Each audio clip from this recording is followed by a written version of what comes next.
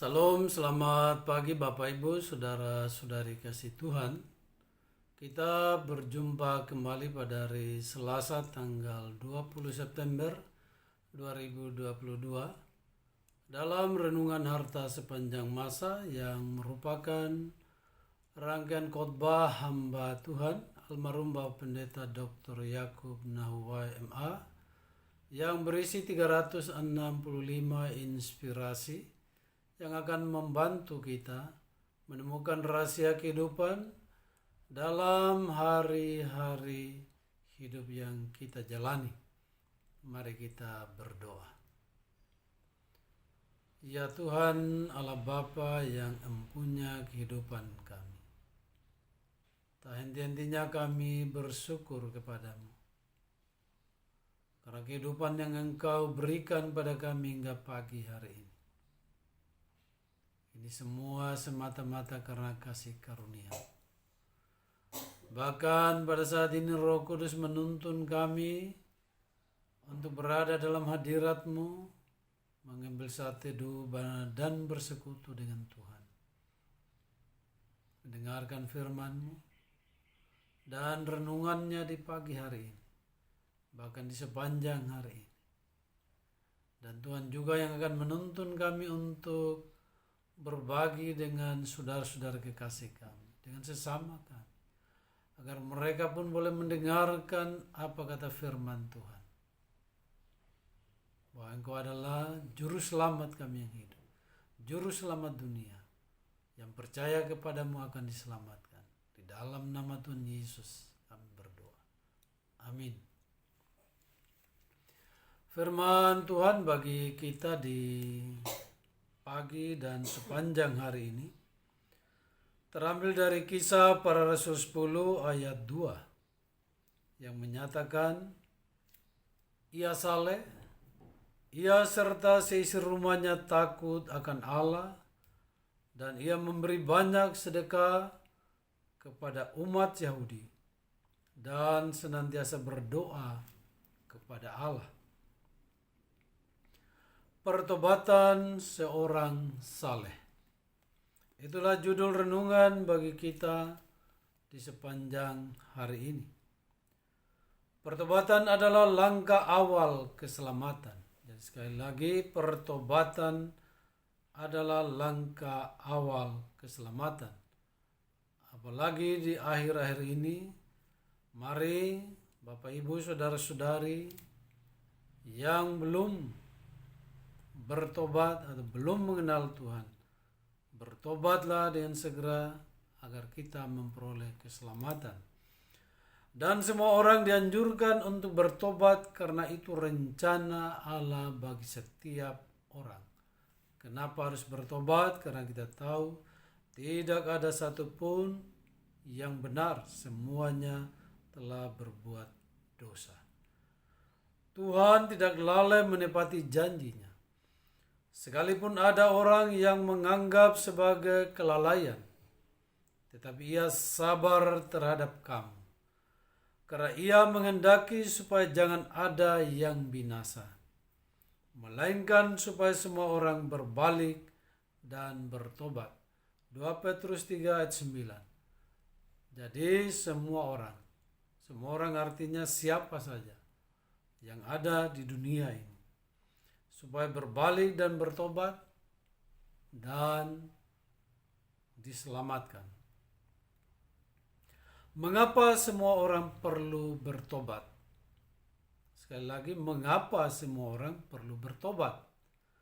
Bukankah hanya yang berdosa saja yang perlu bertobat? Tidak ada seorang pun yang benar, bahkan seorang pun tidak. Semua telah berdosa dan kehilangan kemuliaan Allah. Roma 3 ayat 23. Itulah mengapa semua orang harus bertobat. Mungkin ada orang yang tidak membunuh, tidak mencuri, taat beribadah, tetapi kesalehan manusia tanpa Yesus Kristus ibarat selai kain kotor. Yesaya 64 ayat 6. Mengapa? Karena jika manusia melalui kesalehan hidupnya dapat menyelamatkan dirinya, maka Yesus Kristus tidak perlu datang ke dunia ini dan mati di kayu salib bagi dosa manusia, bagi dosa kita. Jadi sekali lagi, ya, kalau karena kesalehannya orang dapat selamat, jadi Tuhan Yesus tidak perlu datang. Apalagi sampai mati di kayu salib. Itu adalah karena dosa manusia.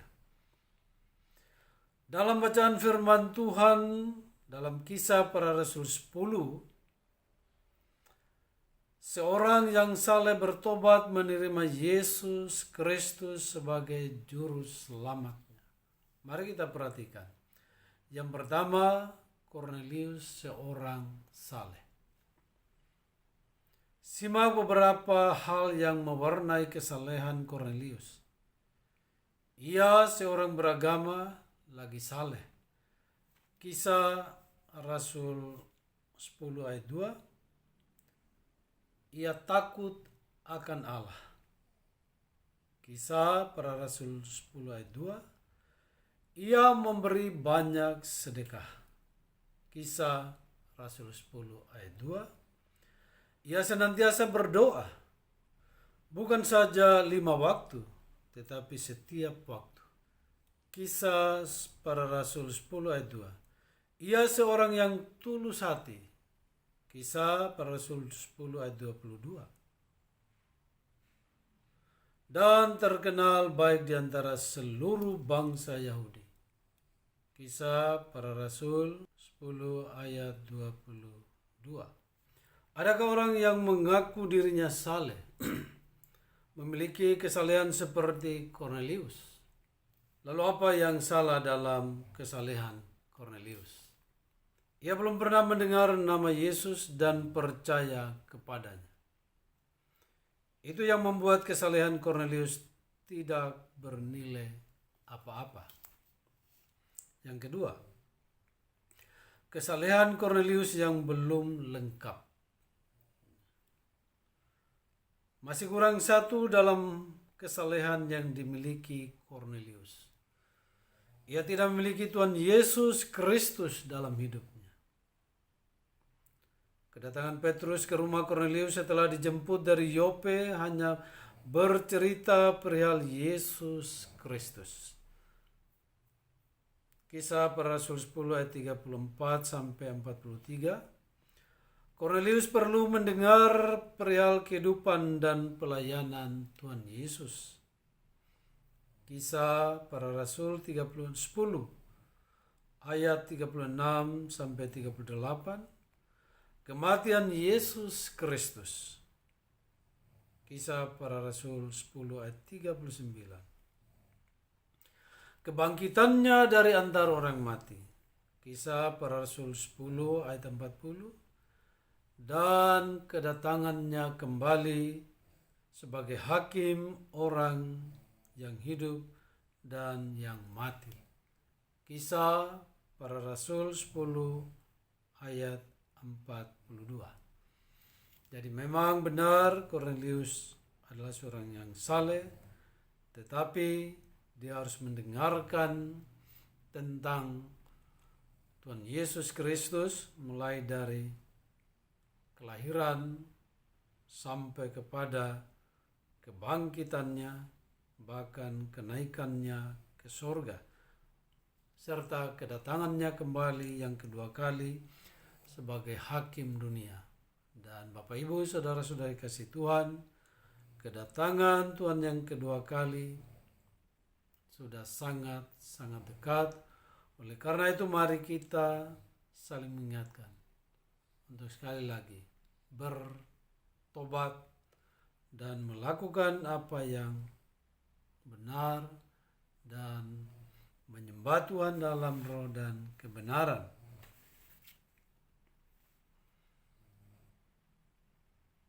Bukan saja Kornelius harus mendengar perihal Yesus Kristus, tetapi harus percaya kepadanya dan menjadikan Dia Tuhan dan Juru Selamat secara pribadi. Dan sekali lagi, kita menerima Tuhan Yesus Kristus sebagai Juru Selamat pribadi. Karena pada akhirnya kita akan mempertanggungjawabkan diri kita secara pribadi.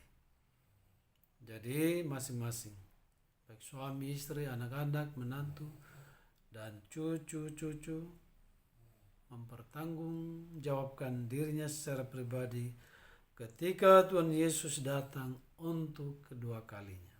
Kisah Rasul 10 ayat 43. Kesalehan manusia tanpa Yesus Kristus ibarat gula tanpa rasa manis, garam tanpa rasa asin, dan pelita tanpa minyak. Tidak berarti apa-apa. Itu sebabnya Rasul Petrus yang lantang di hadapan mahkamah agama, di hadapan mereka yang beragama tetapi tidak mengenal Yesus Kristus, mengatakan bahwa tidak ada nama lain atau apapun juga yang dapat memberi keselamatan kecuali Yesus Kristus. Sekali lagi, tidak ada nama lain dan tidak ada dalam apapun juga tentang keselamatan selain di dalam nama Tuhan Yesus Kristus. Hanya Dia yang dapat menyelamatkan umat manusia dari dosa-dosa mereka, dosa saya dan saudara. Dan keselamatan tidak ada di dalam siapapun juga selain di dalam Dia, yaitu Yesus Kristus. Sebab di bawah kolong langit ini tidak ada nama lain yang diberikan kepada manusia yang olehnya kita dapat diselamatkan. Sekali lagi, selain di dalam nama Tuhan Yesus Kristus. Kisah Para Rasul 4 ayat 12. Sudahkah Anda bertobat dan menerima Yesus Kristus? Itu pertanyaan bagi kita semua, bagi siapapun juga. Allah menantimu untuk mengambil langkah seperti yang diperbuat Kornelius. Ia seorang saleh namun bertobat. Apalagi kita yang berdosa dan jauh dari kesalehan. Tuhan Yesus memberkati kita semua.